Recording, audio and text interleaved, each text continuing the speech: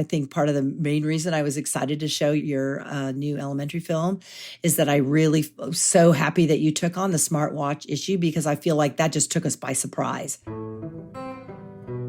Hello, I'm Delaney Rustin, physician of Tweens On Up, creator of the 4 Screenagers movies, and this is the Screenagers podcast, a show about discovering the best ways to help our youth and ourselves navigate our rapidly changing digital world. Today on the podcast, we're discussing the growing challenge for schools of smartphone's needy little cousin, the smartwatch, and how one school is choosing to tackle the problem of these distractions. In a recent Screenagers podcast, we looked at how phones in schools make students less safe during school emergencies. And in another episode, we looked at how smartphones are pushing schools to a breaking point. Here's the thing I want you to know. In 2017, we at Screenagers started a big campaign that's ongoing that's called Away for the Day, which is all about helping schools to adopt a no-phone policy during school hours. It's good to know that many schools have been changing their policies to become Away for the Day to deal with many of the challenges of smartphones. But what about smartwatches? It seems that classrooms still may not be as distraction-free as teachers would like. Yes, there's many people with smartwatches, but yeah, my teacher was like, if she sees you playing games, it's like, she'll be like, nope. This is an 11-year-old. She says she often sees classmates playing little games on their smartwatches while trying to avoid their teacher's notice. Her 15-year-old sister told me that it's not just games. Yeah, a lot of people will get around the AirPod policy. Like if you have to put your phone up, people will have their smartwatches and connect to their AirPods so they can still. But smartwatches are usually just like text, call, maybe some Google games like apps. The exponential rise of smartwatch wearing in schools is an issue we address in our latest film, Screenagers Elementary School Age Edition. The thing that we're having an issue with now, it's becoming more and more prevalent, is the wearable devices like iWatches and I guess the Galaxy Samsung watches. This one is a newer version. It has video games. I got a text from a parent saying, oh, tell my son I'm just out in the parking lot, he can come on out. And I had no idea what she was talking about. And she said, oh, he texted me and said he wasn't feeling well. He texted her on his watch in the middle of class. That's a problem, right? Smartwatches might not yet be as sophisticated as phones. No one's really playing a lot of Roblox on them yet. But they're still creating distractions and pulling students' attention away from class. So to find out more about how one school recently changed their approach to this challenge, I spoke with Dr. Tammy Fisher. Dr. Fisher was one of our experts in the film Screenagers Next Chapter, addressing mental health issues in the digital age. She's a former teacher and has been a school counselor for 30 years and is the author of wonderful books, including Fearless Parenting. Currently, she works at a public K-8 school that's long had a put-your-phone-away type policy, but it was never quite enough and didn't include smartwatches, leaving teachers exacerbated and students with too much temptation. We always had a policy that we'd say to put your phone away, but we never said it had to be in your locker. So we would take it away from kids last year, and there was always that, oh, you had it out again kind of thing. I remember last year I had this hilarious time where my 5th grade teacher had like 7 watches on her wrist, walked by her classroom one time, and I'm like, what do you got on there, Christy? She's like, well, it's been one of those days, Tammy. And she's got this whole line, is taking everybody's watch away. Oops, broke a rule. And then what happened was she had 7 watches. So she found them when were the kids using them? They'll look at their watch and they'll answer a text message, or they'll be talking into it as like they're, Dick Tracy or something. And they'll put them on there. And she's like, oops. No teacher wants a 7 smartwatch day. So this school year, at the request of teachers, the administration took a position of something called absolute clarity. This is the rule. The rule is the rule is the rule. No phone. No smartwatch. We treat a smartwatch just like a phone. It is smartwatch is away for the day, just like phone's away for the day. Start of the day, you walk in the building, it goes away. You cannot take it, put it back on your body or look at it again until the end of the day. At 3:25, when our bell rings, you can get access to that device again. So there's a policy, and all the teachers are pretty diligent about it. We will take their devices, their watches or whatever, and give them a warning. And the second time we call the parent and so forth.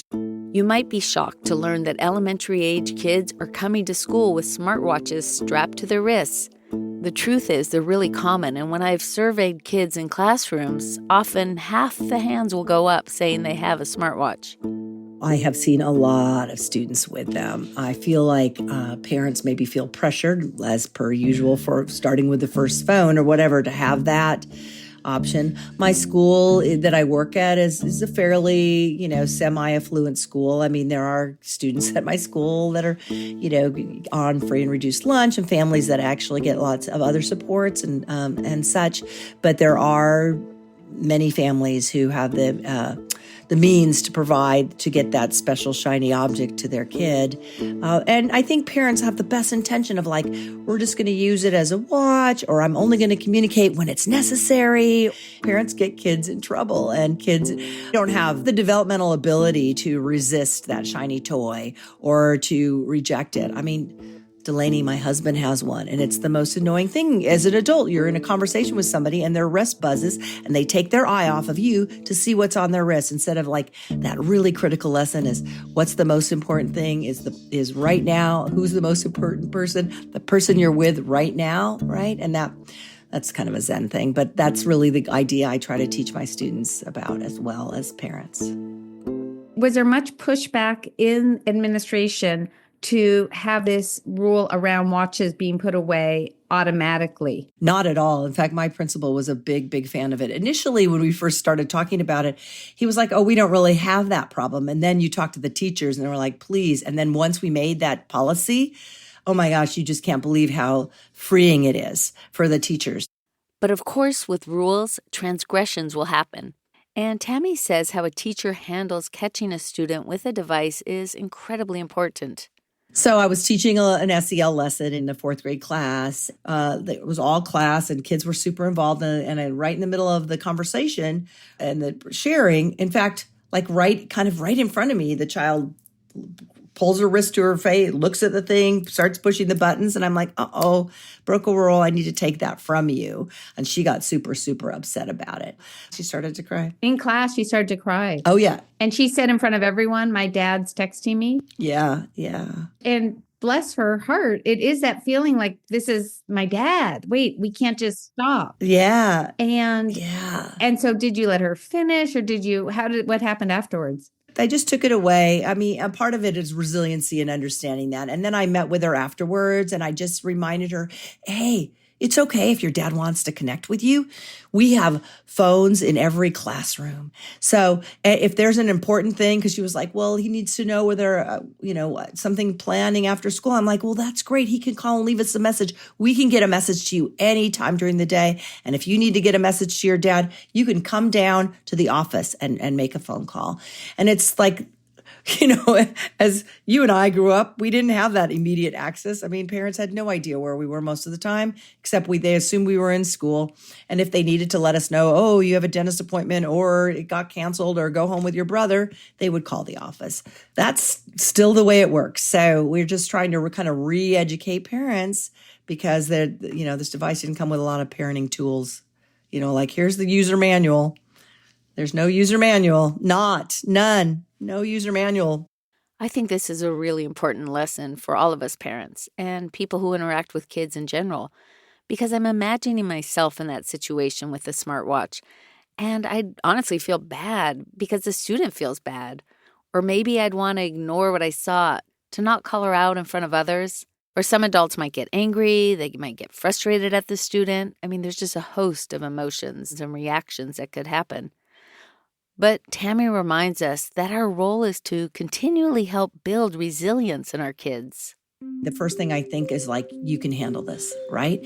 Really helping our kids understand that you can handle boundaries. It can make you uncomfortable, but Our job as adults who work with kids, parents and adults, is to get our kids comfortable with being uncomfortable. So much of life is uncomfortable. I mean, sitting in those chairs all day in class can be uncomfortable. Having, relationships could be super uncomfortable, and helping kids see, wow, you really were able to handle that, So yes, nobody wants to make a kid cry. I mean, I just felt, I felt really bad about it, but I knew I wouldn't do her any favor, like, okay, just finish this message and don't do it again, because then that message is she can't handle it. And I wanted her to understand, look, you survived this. It was uncomfortable, but now you know how the rules work. There's no penalty. You're not going to the principal's office. It's just simply, it's sitting over here. It's like in timeout. Often would do that. Oops, your phone is behaving badly. It's going into timeout in the front office now. You can get it at the end of the day. One thing that I found really interesting in talking with Tammy about the rules around phones and smartwatches at her school is that if a student is caught with a device, they don't give them warnings. We stopped doing that.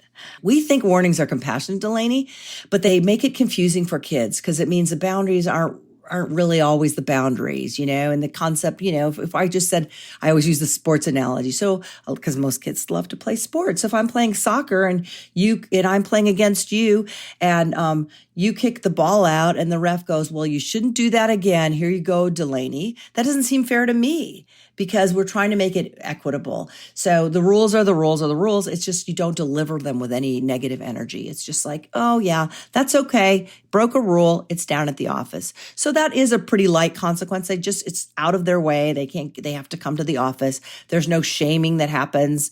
They know it. The kids know the policy. Second time is emailing the parent. The second time we've had to remove your child's device. Can you have a conversation with them about how important it is to be present and focused? And the third time, then every day when they come into the office, they got to drop their phone or smartwatch and pick it up at the end of the day. And that policy goes till the end of the semester. Tammy's policy around not giving warnings for sneaking devices and delivering consequences without any negative energy comes from her experience as a trainer in the Nurtured Heart approach. It focuses on 3 aspects of boundaries: absolute yes, absolute no, and absolute clarity. So the Nurtured Heart approach is an approach that was originally created by Howard Glasser back in the 80s. It really is a 3-legged stool, 3 branches where you're really focusing on everything that's going right, which is kind of called absolutely yes.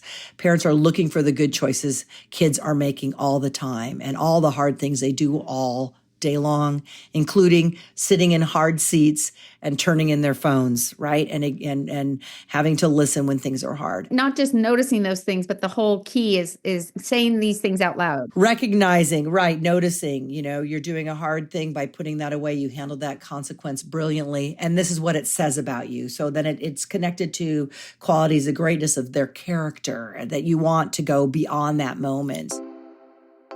I just had a conversation with 2 third graders. That was, the kids had said and done some pretty awful things to each other. And then they were able to sit and really listen to each other. And before they left, here's what I could say. We often call it holding up the mirror. Here's what this says about you. Your ability to take responsibility for a difficult thing really demonstrates your respect for yourself and your respect for your classmate and your desire to do the right thing. And you're demonstrating yourself as a child of great character. And I'm so excited to watch you grow. And so that's like, it's rich download that kids can't, you can't, they know a snow job. So it's really got to be legitimate. They have to trust that you're really seeing the truth of their character coming through. And that, and in tandem to that, when a kid breaks the rules, so I have a very intense child. And when this is now I guess he's 8th grader, when he used to break the rule, the key thing is don't put your relationship toward the broken rule. So that's absolute no. It's just like no energy toward negativity. You're going to be clear. You're going to remain calm. You're like, you need to go for a walk and calm yourself down. And then when they reset themselves, you're able to really honor what they did. So that absolute clarity of your rules, they're all tied together. You can't be all about what's going right unless you're also not going to give energy to what's going wrong. And if you're not going to give wiggle room. So when I was mentioning about the warnings not being compassionate, I mean, that's really the core idea is that, broke the rule. It's not, give me your phone next time, but you can handle it now. because you're capable, you can handle this time. Give me your phone and you'll think twice before you do it again. So that's the gist of it. And it really does build capacity in kids to handle the challenges of life. And I'll just reiterate, one leg of the stool is absolute yes. So it's our mindset as adults to be thinking, yes, ooh, I liked how they just automatically are taking off their watch and putting it in their backpack as they go into school. And I might say, you know what? I used to have to remind you, and now you're doing that on your own. That really shows maturity, or that is really, you're really thinking through this. You're really a planner. Yeah. How great that is to all the things that you are keeping in your head. Lots going on. Strong brain you have there. Right, exactly. I'm just making that up. You're the one who speaks this language fluently. It's not. No, you did great. That was a great example, Delaney. That was really good. Yeah. You don't have to be perfect at it. You just have to give it a try. Yeah. Okay, good. And then absolute no is, you know what, I'm frustrated that I had to ask again to unload the dishwasher. I'm not going to give a lot of energy. I'm just going to say, no, you need to get back here to do unload the dishwasher. And the third leg is, this is the rule, actually. You're not going back to your video game. This was the rule that you help to make sure the kitchen is cleaned up after dinner before everyone retreats back to whatever they were doing. Yeah, exactly. And then you can go back to the yes. And I know you don't like the rule, but look at how capable you are of handling it. And it really helps our family get along better. And I'm excited to see how you grow and you feel confident in your ability to manage these roles, So yeah, it's like, I feel like everything comes back to absolute yes whenever you're honoring the clarity of a strong rule. I love being reminded of this idea of absolute yes, because so often our energy around smartphones and smartwatches, social media, video games, iPad use, all of it centers on what's wrong and how we see our kids breaking rules or just not cooperating. Talking about absolute yes is just a wonderful reminder that we need to be focusing on and saying out loud the times when our kids are following rules, are doing things in line with what's expected of them, and also to just point out how they're making strides and learning to navigate a complex world, online and offline. And it's also a reminder for us as adults to look at the many ways we're trying to navigate these challenges as well. I think part of the main reason I was excited to show your new elementary film is that I really was so happy that you took on the smartwatch issue, because I feel like that just took us by surprise. I don't think we expected that, and I think it's a conversation we have to have. And yes, we're talking about kids, but I think we also have to talk about adults. What kind of modeling are we doing for our kids when we're in a conversation with somebody and our wrist buzzes, and instead of you and I, eyes on each other, focused and intentionally finish the conversation, we interrupt, and we make it okay to interrupt by somebody who's not even there. Notification should just be who's in front of you. Exactly. And what we do so much with the teaching with Screenagers is to say it's a tool and a treat. And yes, I love that. I'm using it as a tool because and if you can, to let them know, I might be getting notified by somebody from work. So the preempting is great, as well as not having the buzz for it, to silence it. Yeah, you just turn off all your notifications, right? And I absolutely agree. Giving that preemptive, like, okay, I know I want to be present with you. I have to, if this person calls it, I'm going to regret it because I want to be here. But yes, I might need to do that because they have to understand. I mean, that does happen for people. I think about, so I have a phone in my office at work, and it also rings the office so that people can transfer calls to me when they don't have my direct line. And so many times kids are in my office and that phone rings and they're like looking at the phone and wanting me to go to the phone. And I'm like, oh, I don't care. I'm here with you. Like, you're here with me. I don't care with that phone. Even if it is for me, I'm not answering that phone because I'm here with you. You're the most important person in the room.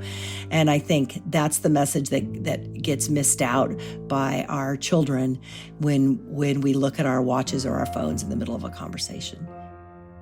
Well, thank you, Tammy, so much for talking about smartwatches, watches in elementary and middle school. That was really helpful. Thanks, Delaney, for the great work. Your work makes it easier for me to do my work. As we wrap up, I really want to encourage you to go to awayfortheday.org and learn about our campaign that's been going on for years and has helped a lot of schools with resources to become Away for the Day schools, not just for cell phones, but for smartwatches. The website has lots of research showing why this is a benefit to students and school communities, and it has model policies, consequences when rules are transgressed, posters, videos from people at schools that have made the changes. And I really encourage you to look at the website with kids in your life and have the discussions about this complex problem. Dr. Tammy Fisher is a former teacher, longtime counselor educator, and a Nurtured Heart trainer. She's also the author of some amazing books, including There's Always Something Going Right, a book for educators, and Fearless Parenting, Stepping into Life's Greatest Role. It sure is. You'll find links to her books and website in the show notes. What a gift that you chose to tune into the show today. The Screenagers movement is all about doing this work together. Make sure to subscribe to the podcast to get each episode automatically. And the more subscribers, the easier it is for others to find us. And if you give it some stars, that helps even more. Check out Screenagersmovie.com to get resources for each episode, to learn about our 4 Screenagers movies, and to find my weekly parenting blog, Tech Talk Tuesdays. Curious about a specific topic? Use the search bar to get answers from our many blogs and podcast episodes. Finally, I love hearing from you, so email me at Delaney@Screenagersmovie.com. What ideas do you have for future episodes? Today's show was produced by the following people: me, your host, Delaney Reston, Lisa Tabb, Rebecca Tolan, and Robbie Carver.